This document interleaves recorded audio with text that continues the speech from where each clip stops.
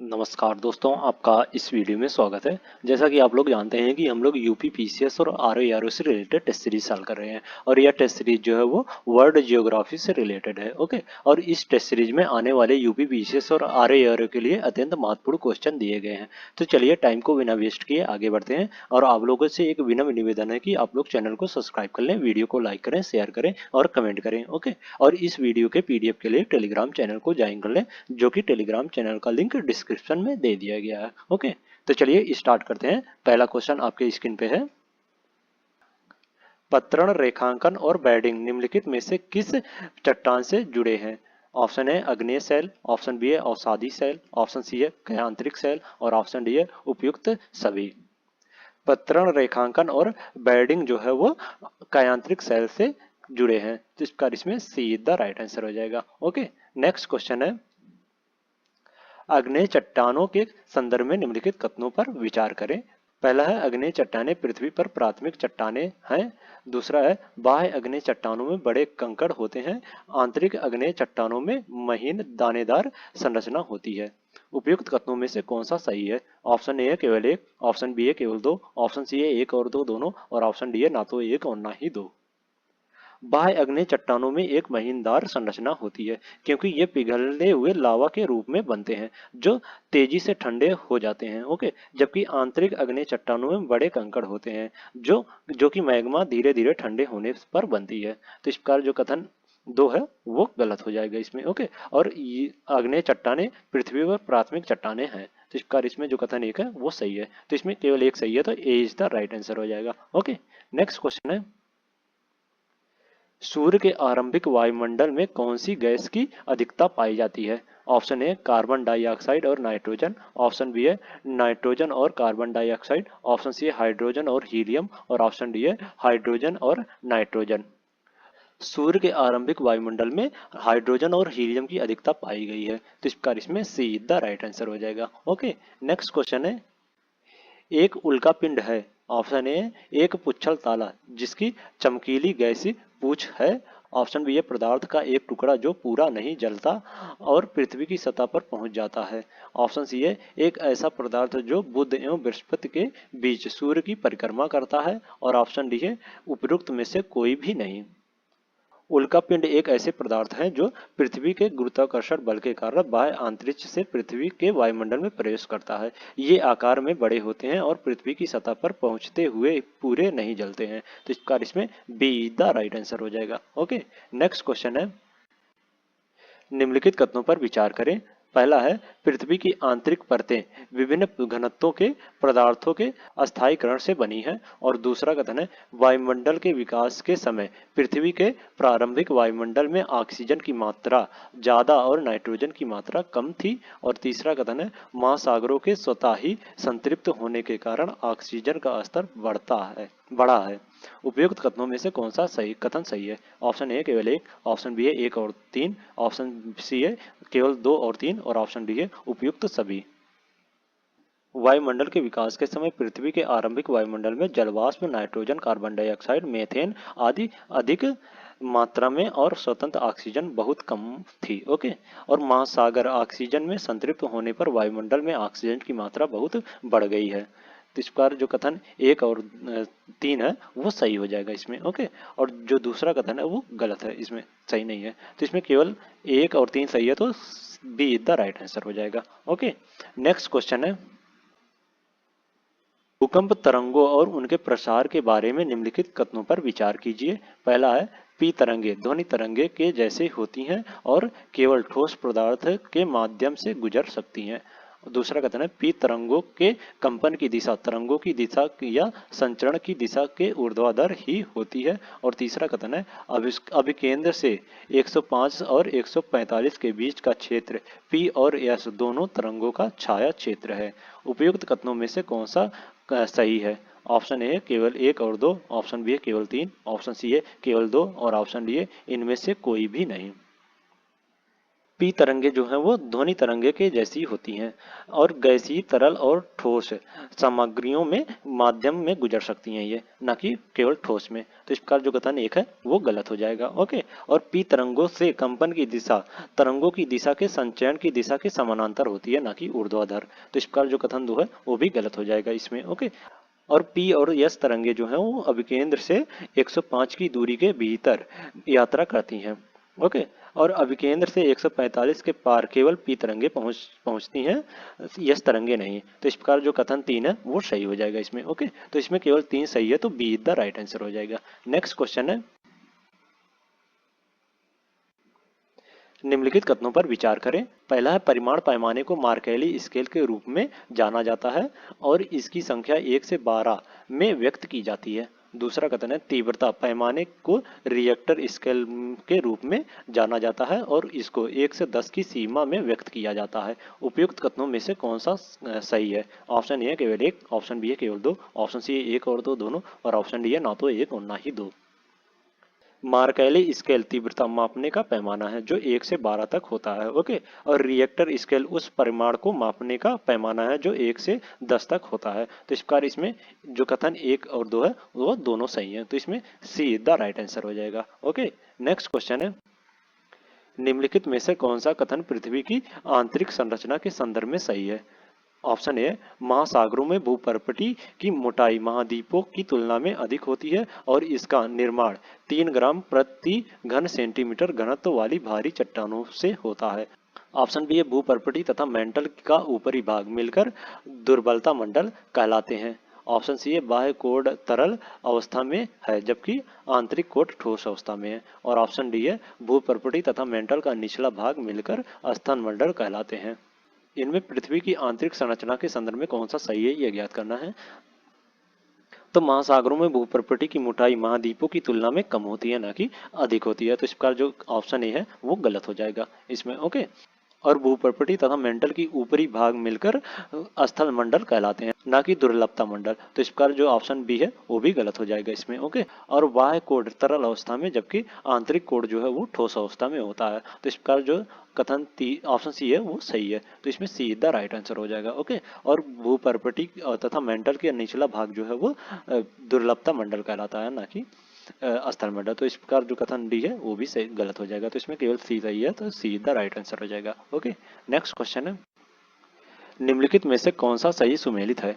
Option A, nickel व लोहे क्रोड या कोर। ऑप्शन बी है, सिलिकॉन व निकिल भूपर्पटी। ऑप्शन सी है, महासागरी भूपर्पटी बेसाल्ट चट्टाने। और ऑप्शन डी है, अतिभंगुर भाग भूपर्पटी। इनमें कौन सा सही सुमेलित है ये ज्ञात करना है। निकिल व लोहा जो है वो कोर में पाया जाता है, यानी कोर में पाया जाता है। तो इस प्रकार इसमें ए इज द राइट आंसर हो जाएगा, सही सुमेलित है। ओके। नेक्स्ट क्वेश्चन है, निम्नलिखित में से कौन सा कथन ज्वालामुखियों के संदर्भ में सत्य है? पहला है, अम्लीय लावा शंकु में सिलिका की मात्रा अधिक होती है जिससे वह अधिक चिपचिपा व रसदार हो जाता है। और दूसरा कथन है, अम्लीय लावा शंकु के उदाहरण है हवाई द्वीप का मोना लोआ ज्वालामुखी। ऑप्शन ए केवल 1, ऑप्शन बी है केवल 2, ऑप्शन सी है 1 और 2 दोनों, और ऑप्शन डी है ना तो 1 और ना ही 2। अम्लीय लावा शंकु में सिलिका की मात्रा अधिक होने के कारण गाढ़ा होता है, जिसके कारण तीव्र विस्फोट उजागर के समय भूपटल के बाहर प्रकट होता है। ओके। ऐसा ज्वालामुखी शंकु अधिक ऊंचाई व कम क्षेत्रीय विस्तार वाला होता है। तो इस प्रकार जो कथन एक है वो सही हो जाएगा इसमें। ओके। और अम्लीय शंकु के उदाहरण जो है वो हवाई द्वीप का मोनोलोआ द्वीप ज्वालामुखी नहीं है। तो इस प्रकार जो कथन 2 है वो गलत हो जाएगा, तो इसमें केवल एक सही है, तो A is the right answer हो जाएगा। ओके। नेक्स्ट क्वेश्चन है, निम्नलिखित में से कौन सा कथन सत्य है? ऑप्शन है, जब लावा का प्रवाह दरारों में धरातल के समानांतर होता है और इसी अवस्था में ठंडा होने से बनी दीवार की भांति की संरचना डाइक कहलाती है। ऑप्शन बी है, जब लावा धरातल पर पहुंचकर ठंडा होकर जम जाता है पताली शैल कहलाता है। ऑप्शन सी है, भारत का दक्कन ट्रैप का अधिकतर भाग वृहत बेसाल्ट लावा प्रवाह क्षेत्र है। और ऑप्शन डी है, जब लावा धरातल के नीचे ही ठंडा होकर जम जाता है ज्वालामुखी शैल कहलाती है। तो इसमें कौन सा कथन सत्य है वो ज्ञात करना है। जब लावा का प्रवाह दरारों में धरातल के समकोण होता है और इसी अवस्था में ठंडा होने से बनी दीवार की भांति की संरचना डाइक कहलाती है। तो इस प्रकार जो कथन एक है वो गलत हो जाएगा इसमें। ओके, ये समानांतर नहीं होता बल्कि समकोण पर होता है। ओके, जब लावा धरातल पर पहुंचकर ठंडा होकर जम जाता है तो उसे ज्वालामुखी शैल कहते हैं, ना कि पताली शैल। तो इस प्रकार जो कथन ऑप्शन बी है वो भी गलत हो जाएगा। ओके, और भारत का दक्कन ट्रैप का अधिकतर भाग जो है वो वृहद बेसाल्ट लावा प्रवाह क्षेत्र है। तो इस प्रकार इसमें जो ऑप्शन सी है वो सही है। तो इसमें सी इज द राइट आंसर हो जाएगा। ओके, और जब लावा धरातल के नीचे ही ठंडा होकर जम जाता है तो उसे पताली शैल कहते हैं। ओके, तो इसमें जो डी है वो भी गलत हो जाएगा। तो इसमें सी इज द राइट आंसर हो जाएगा। नेक्स्ट क्वेश्चन है, महाद्वीपीय विस्थापन सिद्धांत जो अल्फ्रेड वेगनर द्वारा प्रस्तावित किया गया था किस बल पर निर्भर करता है? पहला है सूर्य के चारों ओर पृथ्वी की परिक्रमा, दूसरा है गुरुत्वाकर्षण, तीसरा है चंद्रमा का ज्वारीय बल, और चौथा है पृथ्वी का निर्माण, और पांचवा है सूर्य का ज्वारीय बल। नीचे दिए गए कूट का प्रयोग कर सही उत्तर चुने। ऑप्शन है केवल तीन, ऑप्शन बी है तीन, चार और पांच, ऑप्शन सी है एक और दो, और ऑप्शन डी है उपयुक्त सभी। सूर्य के चारों ओर पृथ्वी की परिक्रमा करना तथा गुरुत्वाकर्षण बल अल्फ्रेड वेगनर के सिद्धांत में बताए गए कारक बलों का हिस्सा नहीं है। तो इस प्रकार इसमें जो ऑप्शन कथन एक है और दो है वो अल्फ्रेड वेगनर द्वारा प्रस्तावित बलों पर निर्भर नहीं करता, ये दोनों जो है। ओके, और तीन चंद्रमा का ज्वारीय बल और पृथ्वी का निर्माण और सूर्य का ज्वारीय बल जो है वो अल्फ्रेड वेगनर द्वारा प्रस्तावित बलों पर निर्भर करते हैं। तो इस प्रकार इसमें तीन, चार, पांच इधर राइट आंसर हो जाएगा। तो इसमें बी इधर राइट आंसर हो जाएगा। ओके, नेक्स्ट क्वेश्चन है, कौन सा परत पृथ्वी का चुंबकीय क्षेत्र पैदा करती है? ऑप्शन ए आंतरिक कोर, ऑप्शन बी है मेंटल, ऑप्शन सी है बाह्य कोर, और ऑप्शन डी है उपयुक्त सभी।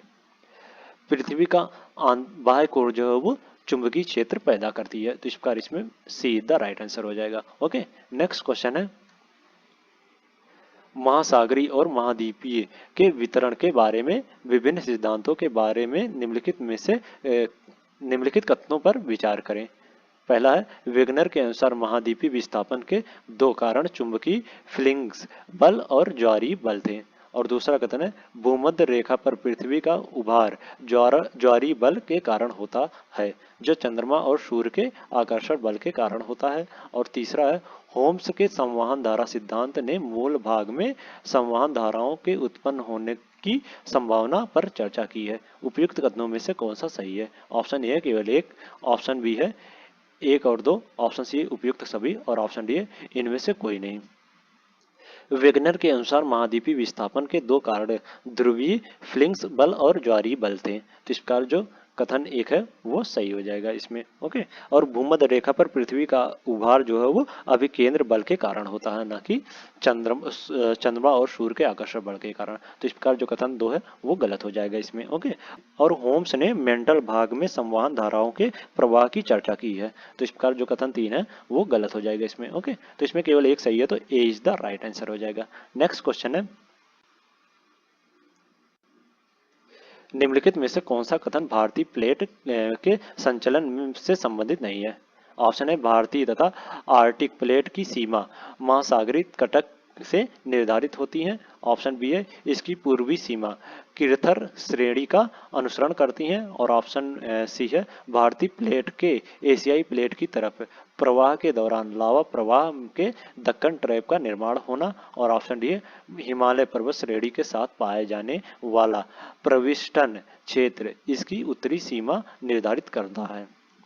इनमें से भारतीय प्लेट के संचालन से संबंधित जो नहीं है वो है, इसकी पूर्वी सीमा किर्थर श्रेणी का अनुसरण नहीं करती, बल्कि ये इसकी पश्चिमी सीमा जो है वो किर्थर श्रेणी का अनुसरण करती है। तो इस प्रकार जो ऑप्शन बी है वो इससे सही संबंधित नहीं है, सही संबंध नहीं है। तो इसमें बी द राइट आंसर हो जाएगा। ये पश्चिमी सीमा किर्थर श्रेणी का अनुसरण करती है। ओके, नेक्स्ट क्वेश्चन है, निम्नलिखित कथनों पर विचार करें। पहला, निरूपण मृदा घटकों का नीचे की ओर परिवहन। और दूसरा कथन है, संपोहन खनिजों का नीचे की ओर परिवहन है। और तीसरा कथन है, नमक के जमाव के कारण मिट्टी की परत को हार्ड पैन या मृदा पैन कहा जाता है। उपयुक्त कथनों में से कौन सा सही है? ऑप्शन ए केवल एक और दो, ऑप्शन बी है केवल दो और तीन, ऑप्शन सी है केवल एक और तीन, और ऑप्शन डी है एक, दो और तीन। मृदा बनाने की प्रक्रिया निरूपण, संपोहन और लीचिंग से जुड़ी होती है। ओके, संपोहन जो है वो मिट्टी के क्षैतिज तल पर ह्यूमस और पदार्थ का जमाव है। तो इस प्रकार इसमें 1 और 3 जो है वो सही है इसमें। ओके, तो इसमें सी इज द राइट आंसर हो जाएगा। ओके, नेक्स्ट क्वेश्चन है, पहला स्थल निम्नलिखित में से कौन सा कथन प्रवाहित जल के बारे में सत्य है? पहला, स्थलगत प्रवाह परत अपरदन का कारण है जो क्रमशः क्षुद्र सरिताओं और अवनलिकाओं का निर्माण करता है। और दूसरा कथन है, पार्श्व अपरदन से कई मेडेनॉक वाले पानी प्लेन का निर्माण होता है। और तीसरा कथन है, घाटियों में पार्श्व अपरदन के कारण युवा अवस्था में वी के आकार की घाटियों का निर्माण होता है। ऑप्शन ए केवल 1 और 2, ऑप्शन बी केवल 1, ऑप्शन सी है केवल 3 और ऑप्शन डी है उपयुक्त सभी। तेज ढाल में पहले परत अपरदन से क्षुद्र सरिताओं का निर्माण होता है। ये क्षुद्र सरिताएं धीरे धीरे लंबी व विस्तृत अवनालिकाओं में विकसित हो जाती हैं। ओके, और अवनालिकाएं जो है वो कायांतर में अधिक गहरी, चौड़ी और लंबाई में विस्तृत होकर एक दूसरे में समाहित होकर घाटियों का जाल बनाती हैं। ओके, और धारा अपरदन से पानी प्लेन बनता है, ना कि पार्श्व अपरदन से। तो इसका जो कथन 2 है वो गलत हो जाएगा इसमें। ओके, पार्श्व अपरदन जो है वो प्रौढ़ अवस्था चरण में होता है। तो इसका जो कथन 2 है, कथन 3 है वो भी गलत हो जाएगा। तो इसमें केवल एक सही है, तो A is the sorry B is the right answer हो जाएगा इसमें। ओके, नेक्स्ट क्वेश्चन है, वायुमंडल की संरचना के संबंध में निम्नलिखित में से कौन सा कथन सही है? पहला है, ऑक्सीजन केवल क्षोभ मंडल में पाई जाती है। दूसरा है, नाइट्रोजन और ऑक्सीजन के बाद कार्बन डाइऑक्साइड सबसे प्रचुर मात्रा में पाई जाने वाली गैस है। और तीसरा कथन है, उष्णकटिबंधीय क्षेत्रों की तुलना में उपोष्णकटिबंधीय क्षेत्रों में धूल कणों का उच्च सांद्रण पाया जाता है। नीचे दिए गए कूटों का प्रयोग कर सही उत्तर चुने। ऑप्शन ए केवल 1 और 3, ऑप्शन बी है केवल 2, ऑप्शन सी है केवल 1 और 2 और ऑप्शन डी है केवल 3। ऑक्सीजन वायुमंडल में 112 किलोमीटर की ऊंचाई तक पाई जाती है। ओके, आर्गन जो है वो नाइट्रोजन और ऑक्सीजन के बाद प्रचुर मात्रा में पाई जाने वाली गैस है, ना कि कार्बन डाइऑक्साइड। तो इस प्रकार जो कथन 1 और 2 है वो गलत हो जाएगा इसमें। ओके, और उष्णकटिबंधीय क्षेत्रों की तुलना में उपोष्णकटिबंधीय क्षेत्रों में धूल के कणों का उच्च स्थानांतरण पाया जाता है। तो इस प्रकार जो कथन 3 है वो सही हो जाएगा। तो इसमें D is the right answer हो जाएगा। ओके, नेक्स्ट क्वेश्चन है,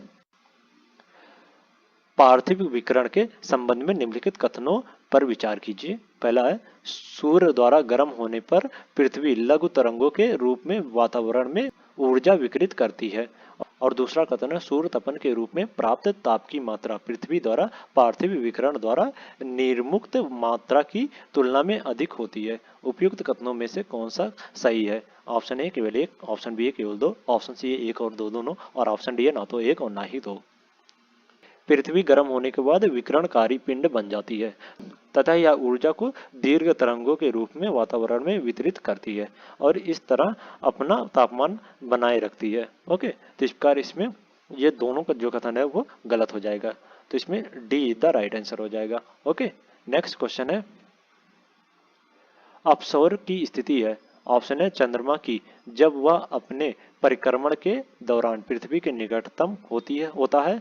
ऑप्शन बी है, पृथ्वी की जब वह अपने परिक्रमण के दौरान सूर्य के निकटतम होती है। और ऑप्शन सी है, चंद्रमा की जब वह अपने परिक्रमण के दौरान पृथ्वी से अधिकतम दूर होता है। और ऑप्शन डी है, पृथ्वी की जब वह अपने परिक्रमण के दौरान सूर्य से अधिकतम दूर होती है।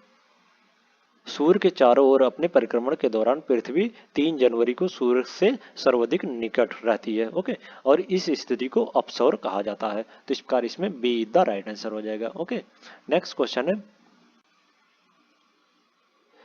उत्तरी गोलार्ध में ये घास के मैदान अधिकांशतः महाद्वीपों के आंतरिक भाग में अवस्थित हैं। अतः इन क्षेत्रों में महाद्वीपीयता के प्रभाव के कारण ग्रीष्म ऋतु में तापमान अधिक पाया जाता है जो 20 डिग्री सेल्सियस से अधिक तक हो जाता है एवं शीत ऋतु भी अत्यधिक ठंडी होती है। उपयुक्त जलवायु दशाएं किस जलवायु प्रदेश की विशेषताएं? ऑप्शन है, चीन तुल्य जलवायु, ऑप्शन बी शीतोष्ण महाद्वीपीय जलवायु, ऑप्शन सी है भूमध्य सागरीय जलवायु और ऑप्शन डी है स्ट्रेपी तुल्य जलवायु। उपरोक्त विशेषताएं जो हैं वो शीतोष्ण महाद्वीपीय जलवायु से संबंधित विशेषताएं हैं। तो इस प्रकार इसमें बी द राइट आंसर हो जाएगा। ओके, नेक्स्ट क्वेश्चन है, निम्नलिखित में से कौन से कारक जलवायु को प्रभावित करते हैं? पहला है अक्षांश, दूसरा महाद्वीपीयत, तीसरा स्थानीय पौने और चौथा महासागरीय जलधाराएं। नीचे दिए गए कूट का प्रयोग कर सही उत्तर चुने। ऑप्शन ए केवल 1 और 2, ऑप्शन बी केवल 2 और 3, ऑप्शन सी केवल 3 और ऑप्शन डी 1, 2, 3 और 4। जलवायु को प्रभावित करने वाले कारकों में निम्नलिखित शामिल हैं और वे हैं अक्षांश, ऊंचाई, महाद्वीपीयात या समुद्र से दूरी, महासागरीय धाराएं, प्राकृतिक वनस्पति व मृदा, मानवीय गतिविधियां व उच्चवाची दशाएं। ये जो है वो जलवायु को प्रभावित करने वाले कारक हैं। तो इस प्रकार इसमें ये चारों जो हैं वो जलवायु को प्रभावित करने वाले कारक हैं। तो इस प्रकार इसमें 1, 2, 3 और 4 इधर राइट आंसर हो जाएगा। तो इसमें डी द राइट आंसर हो जाएगा। ओके, नेक्स्ट क्वेश्चन है, टॉर्नेडो के निर्माण के लिए उत्तरदायी दशाएं हैं। पहला है वायुमंडल में अत्यधिक अस्थिरता, दूसरा है धरातली सतह के पास वायु दाब का प्रबल अभिसरण और तीसरा है ऊंचाई के साथ तापमान में तेजी से परिवर्तन। नीचे दिए गए कूट का प्रयोग कर सही उत्तर चुने। ऑप्शन ए केवल 1 और 2, ऑप्शन बी केवल 2 और 3, ऑप्शन सी केवल 3 और ऑप्शन डी 1, 2 और 3। टॉर्नेडो के निर्माण के लिए निम्नलिखित दशाओं का होना आवश्यक है। पहला है वायुमंडल में अत्यधिक अस्थिरता या केंद्र और परिध के वायुदाबों में अंतर। ओके, और धरातली सतह के पास वायु का प्रबल अभिसरण, धरातली सतह के ऊपर वायु का व्यापक अपसरण और निचली परत में आर्द्र वायुराज की स्थिति, ऊंचाई के साथ तापमान में तीव्र परिवर्तन, वायु के घूर्णन के लिए पहले से स्थापित क्रियाविधि।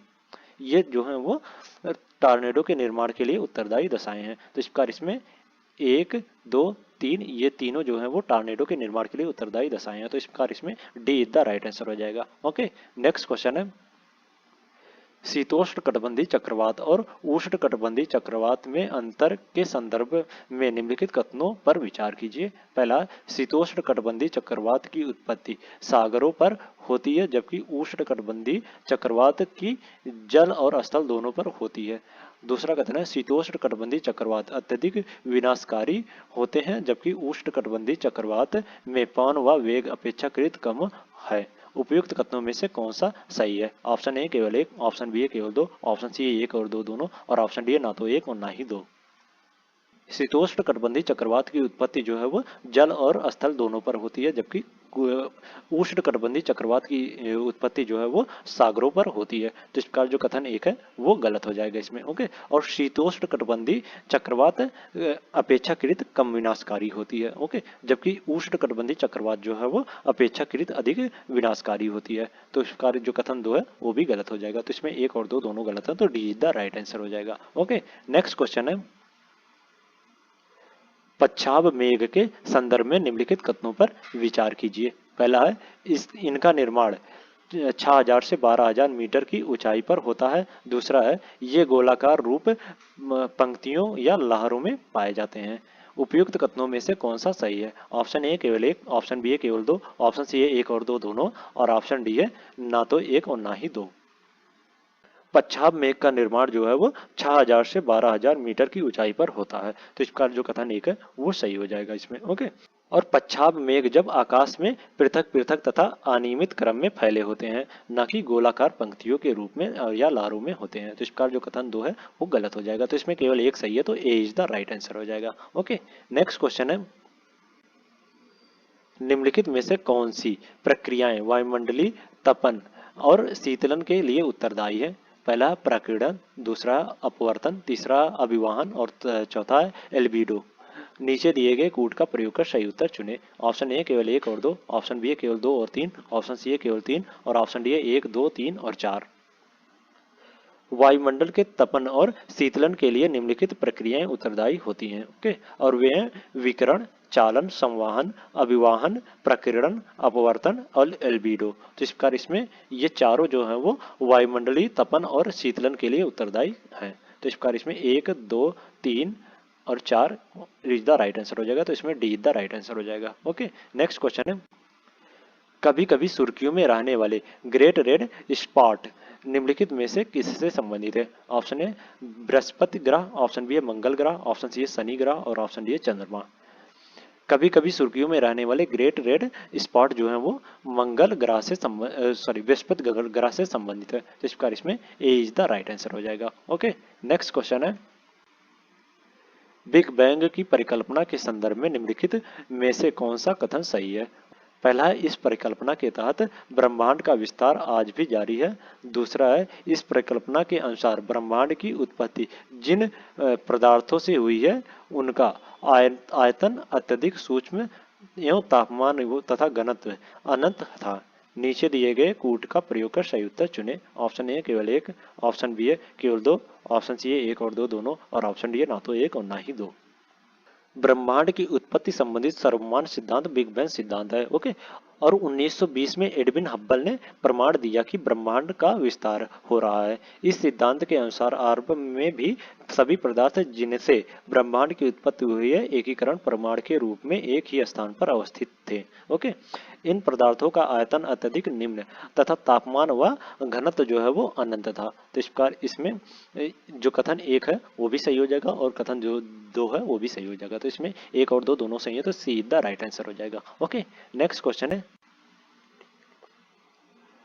गोल्डी लॉक्स जोन के संदर्भ में निम्नलिखित कथनों पर विचार कीजिए। एक लॉक्स होना चाहिए, एक गलत। ओके, पहला है, यह प्रत्येक ग्रह के अंदर एक निवास योग्य क्षेत्र होता है। दूसरा है, यह ना तो अत्यधिक गर्म होता है और ना ही अत्यधिक ठंडा होता है। उपयुक्त कथनों में से कौन सा सही है? ऑप्शन ए केवल एक, ऑप्शन बी है केवल दो, ऑप्शन सी है एक और दो दोनों और ऑप्शन डी है ना तो एक और ना ही दो। गोल्डीलॉक्स जोन जो है वो तारे के आसपास का एक निवास योग्य क्षेत्र होता है, ना कि ग्रह के अंदर। तो इस प्रकार जो कथन एक है वो गलत हो जाएगा इसमें। ओके, और यह जो है ना तो अधिक गर्म होता है और ना ही अधिक ठंडा होता है। तो इस प्रकार इसमें जो कथन दो है वो सही हो जाएगा। तो इसमें केवल दो सही है, तो B is the right answer हो जाएगा। ओके, नेक्स्ट क्वेश्चन है, निम्नलिखित कथनों पर विचार कीजिए। पहला है, यदि पृथ्वी सूर्य की परिक्रमा न करती तो सर्वत्र दिन रात बराबर होते। दूसरा कथन है, यदि पृथ्वी अपनी ध्रुव पर झुकी ना होती तो एक गोलार्ध में दिन सदा ही बड़े रातें छोटी रहती, जबकि दूसरे गोलार्ध में रात बड़ी और दिन छोटी होते।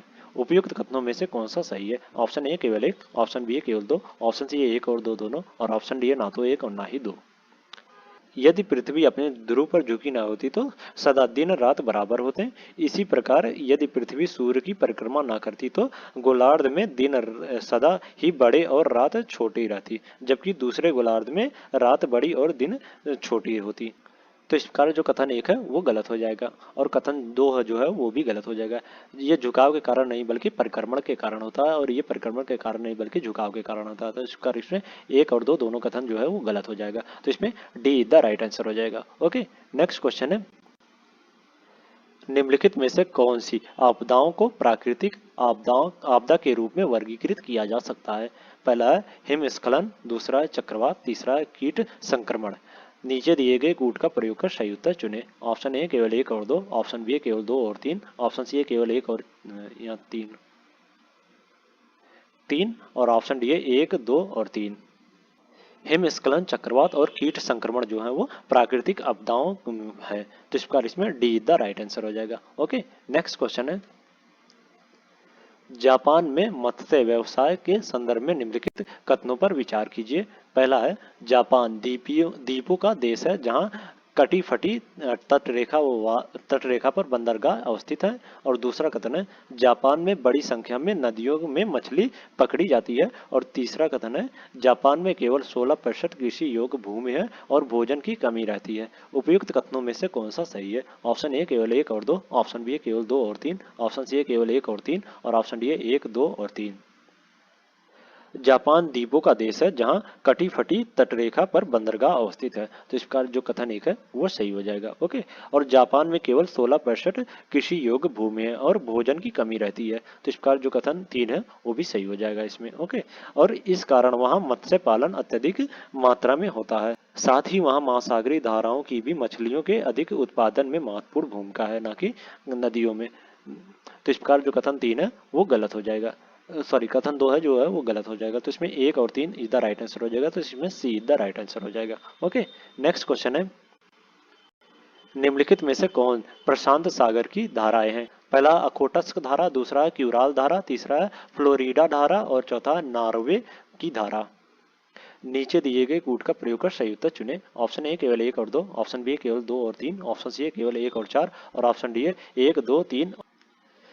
प्रशांत महासागर की धाराएं जो है वो अखोटस की धारा और क्यूराल की धारा जो है वो प्रशांत महासागर की धाराएं हैं। तो इसका इसमें एक और दो सही हो जाएगा, तो इसमें ए इज द राइट आंसर हो जाएगा। ओके, नेक्स्ट क्वेश्चन है, निम्नलिखित कथनों पर विचार कीजिए। पहला है काली मिट्टी वर्षा वाली फसलों को भी शुष्क ऋतु के दौरान पोषित करने में सहायक होती है। दूसरा कथन है काली मिट्टी में स्व जुताई की विशेषता पाई जाती है। उपयुक्त कथनों में से कौन सा सही है? ऑप्शन ए केवल एक, ऑप्शन बी है केवल दो, ऑप्शन सी है एक और दो दोनों और ऑप्शन डी है ना तो एक और ना ही दो। काली मिट्टी जो है वो वर्षा वाली फसलों को भी शुष्क ऋतु के दौरान पोषित करने में सहायक कर होती है। तो इसका जो कथन एक है वो सही हो जाएगा इसमें। ओके, और काली मिट्टी में स्व जुताई की विशेषता पाई जाती है, तो इसका जो कथन दो है वो भी सही हो जाएगा। तो इसमें एक और दो दोनों सही है, तो सी द राइट आंसर हो जाएगा इसमें। ओके, नेक्स्ट क्वेश्चन है, निम्नलिखित कथनों पर विचार कीजिए। पहला है कोरियालिस बल विषुवत रेखा पर अधिकतम होता है और दूसरा कथन है ध्रुवों पर कोरियालिस बल न्यूनतम व शून्य होता है। उपयुक्त कथनों में से कौन सा सही है? ऑप्शन ए केवल एक, ऑप्शन बी केवल दो, ऑप्शन सी है एक और दो दोनों और ऑप्शन डी है ना तो एक और ना ही दो। कोरियालिस बल जो है वो ध्रुवों पर अधिकतम होता है, ना कि विषुवत रेखा पर। तो इसका जो कथन एक है वो गलत हो जाएगा। ओके, और ध्रुवों पर कोरियालिस बल जो है वो अधिकतम होता है, न्यूनतम जो है वो विषुवत रेखा पर होता है। तो इस प्रकार जो कथन दो है वो भी गलत हो जाएगा। तो इसमें एक और दो दोनों गलत हैं, तो डी द राइट आंसर हो जाएगा। ओके, नेक्स्ट क्वेश्चन है, महाद्वीपीय सेल के संदर्भ में निम्नलिखित कथनों पर विचार कीजिए। पहला है महाद्वीपीय सेल्फ मूल्यवान संसाधनों से समृद्ध होती है और दूसरा कथन है महाद्वीपीय सेल्फ पर समुद्री जीव नहीं पाए जाते हैं। उपयुक्त कथनों में से कौन सा सही है? ऑप्शन ए केवल एक, ऑप्शन बी केवल दो, ऑप्शन सी है एक और दो दोनों और ऑप्शन डी है ना तो एक और ना ही दो। महाद्वीपीय शेल्फ पर सागरी अधस्तल पर रहने वाले समुद्री जीव अत्यधिक मात्रा में पाए जाते हैं, न कि महाद्वीपीय शेल्फ पर समुद्री जीव नहीं पाए जाते। तो इसका जो कथन दो है वो गलत हो जाएगा। महाद्वीपीय शेल्फ में समुद्री जीव पाए और महाद्वीपीय शेल्फ मूल्यवान संसाधनों से समृद्ध होता है। तो इसका जो कथन एक है वो सही हो जाएगा। तो इसमें केवल एक सही है, तो A is the right answer हो जाएगा। ओके, नेक्स्ट क्वेश्चन है, मृदा निर्माण प्रक्रिया को नियंत्रित करने वाले कारकों में निम्नलिखित में से कौन सा सम्मिलित है? पहला है स्थलाकृति, दूसरा है महासागरीय धाराएं, तीसरा है जलवायु, चौथा है सूर्य का प्रकाश और पांचवा है समय। नीचे दिए गए कूट का प्रयोग कर सही उत्तर चुने। ऑप्शन ए केवल एक और दो, ऑप्शन बी केवल दो और तीन, ऑप्शन सी है एक केवल एक, दो और पांच, ऑप्शन सी है केवल एक, दो, तीन और पांच।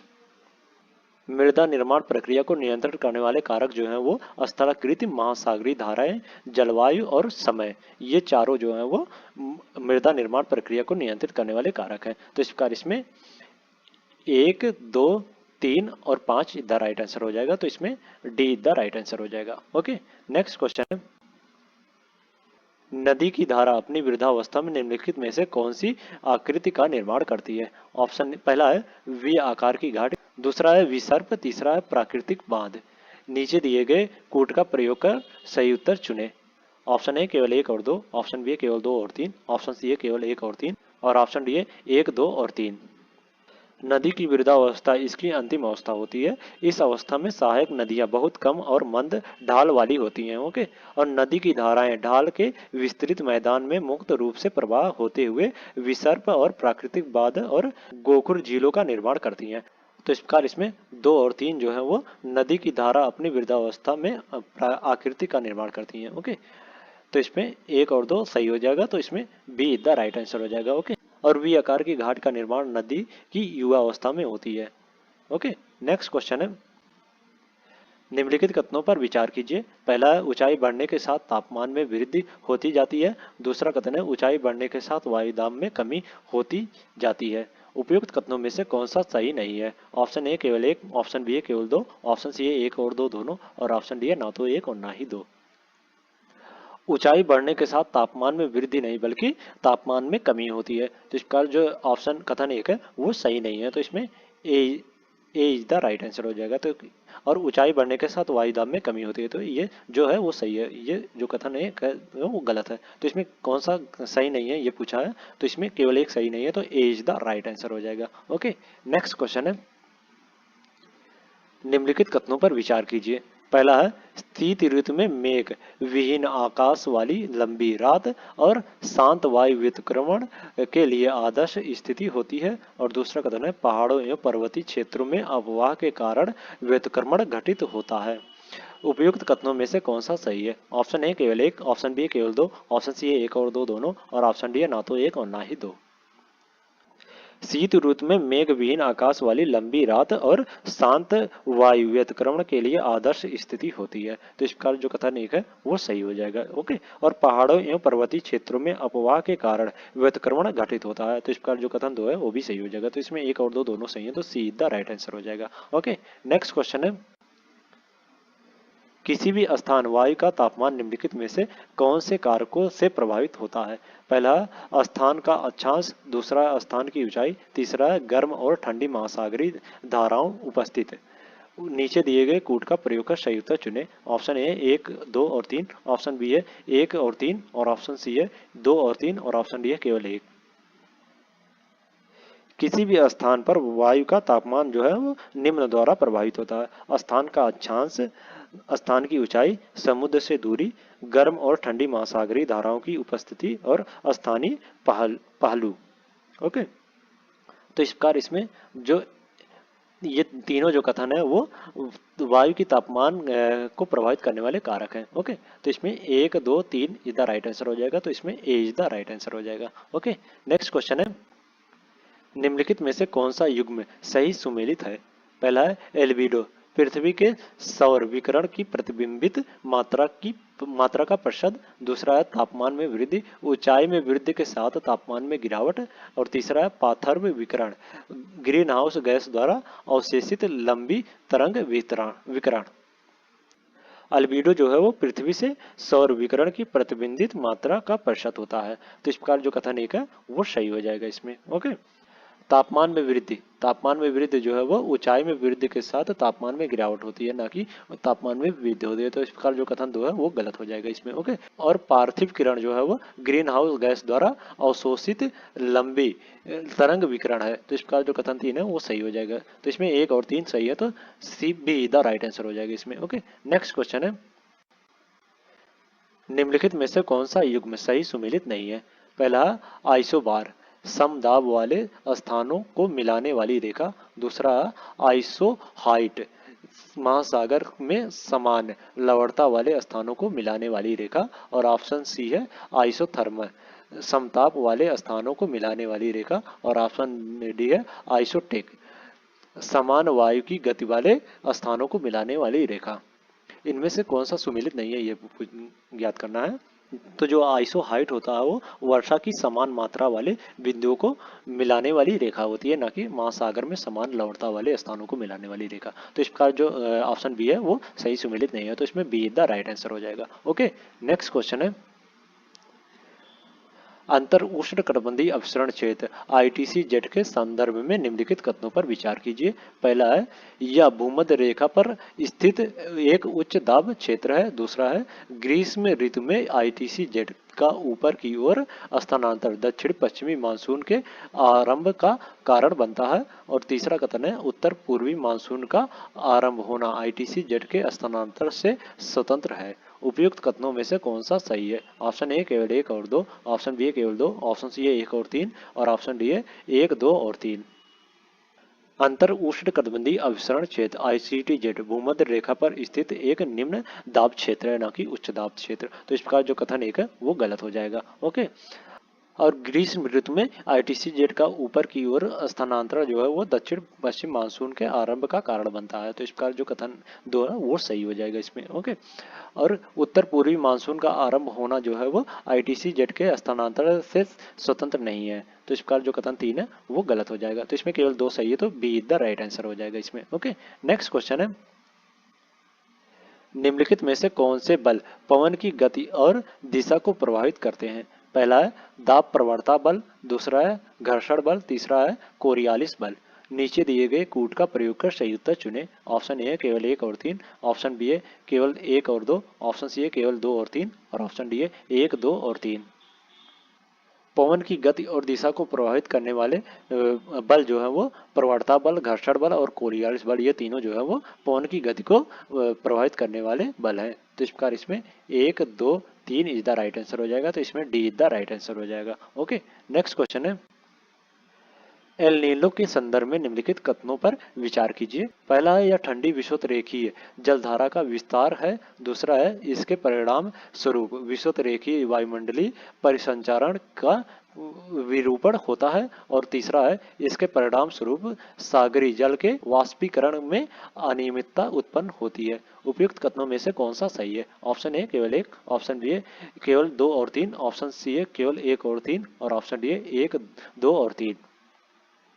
एल नीनो जो है वो गर्म विषुवत रेखीय जलधारा का विस्तार है, ना कि ठंडी। तो इस प्रकार जो कथन एक है वो गलत हो जाएगा। ओके, और इसके परिणाम स्वरूप विषुवत रेखीय वायुमंडलीय परिसंचरण का विरूपण होता है। तो इस प्रकार जो कथन दो है वो सही हो जाएगा इसमें। ओके, और इसके परिणाम स्वरूप सागरी जल के वाष्पीकरण में अनियमितता उत्पन्न हो जाती है। तो इस प्रकार जो कथन 3 है वो भी सही हो जाएगा। तो इसमें 1, 2, तो इसमें 2 और 3 इज द राइट आंसर हो जाएगा। तो इसमें B is the right answer हो जाएगा। ओके, नेक्स्ट क्वेश्चन है,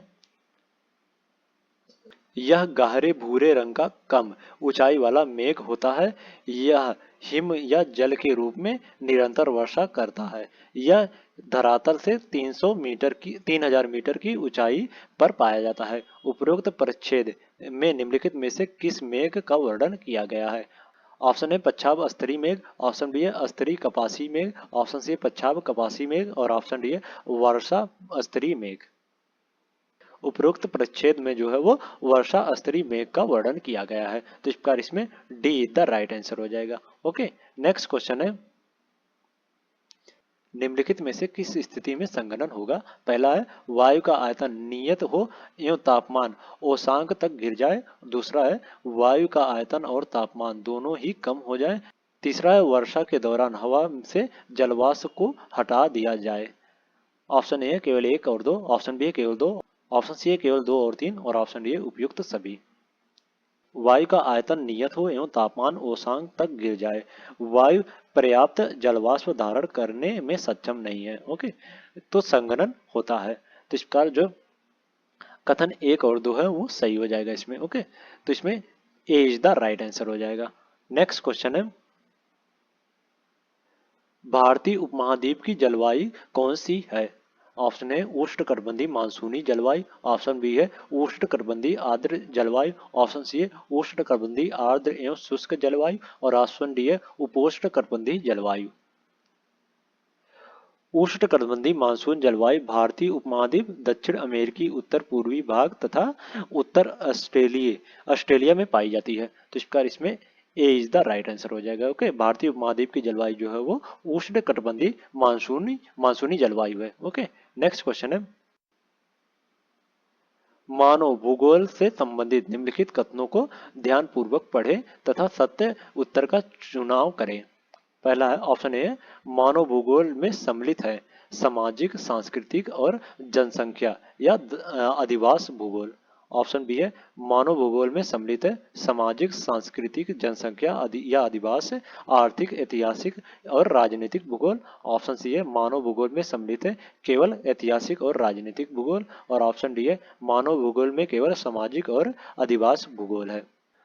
मानव भूगोल भूगोल की प्रमुख शाखा है जिसके अंतर्गत मानव की उत्पत्ति से लेकर वर्तमान समय तक उसके पर्यावरण के साथ संबंधों का अध्ययन किया जाता है। ओके, और मानव भूगोल में सम्मिलित सामाजिक या सांस्कृतिक, जनसंख्या या अधिवास, आर्थिक, ऐतिहासिक और राजनीतिक भूगोल। तो इस प्रकार इसमें बी द राइट आंसर हो जाएगा। ओके, नेक्स्ट क्वेश्चन है, वृक्षाकार अपवाह तंत्र के संदर्भ में निम्नलिखित कथनों पर विचार कीजिए। पहला है जब नदियां पर्वत से निकलकर सभी दिशाओं में प्रवाहित होती हैं तो इसे वृक्षाकार अपवाह तंत्र कहते हैं। दूसरा कथन है हिमालय की नदियां वृक्षाकार अपवाह तंत्र का अनुसरण करती हैं। उपयुक्त कथनों में से कौन सा सही है? ऑप्शन ए केवल 1, ऑप्शन बी है केवल 2, ऑप्शन सी है 1 और 2 दोनों और ऑप्शन डी है ना तो 1 और ना ही 2। जो अपवाह प्रतिरूप पेड़ की शाखा के अनुरूप हो उसे वृक्षाकार प्रतिरूप कहा जाता है। जैसे हिमालय की नदियां जो है वो वृक्षाकार अपवाह तंत्र का अनुसरण करती हैं। तो इस प्रकार इसमें जो कथन एक है वो सही हो जाएगा और कथन जो दो है, सॉरी, कथन एक जो है वो गलत हो जाएगा और कथन दो जो है वो सही हो जाएगा इसमें। ओके, तो इसमें केवल दो सही है तो B is the right answer हो जाएगा। ओके, तो आज के लिए इतना ही। अगले नेक्स्ट वीडियो में हम लोग इसी टेस्ट सीरीज से नेक्स्ट 50 क्वेश्चन लेके आएंगे। अगर वीडियो अच्छी लगी हो तो वीडियो को लाइक कर दें और इसी प्रकार के वीडियो के लिए चैनल को सब्सक्राइब कर लें। ओके, और इस वीडियो के पीडीएफ के लिए टेलीग्राम चैनल को ज्वाइन कर लें, जो कि टेलीग्राम चैनल का लिंक डिस्क्रिप्शन में दे दिया गया है। Okay, thank you so much.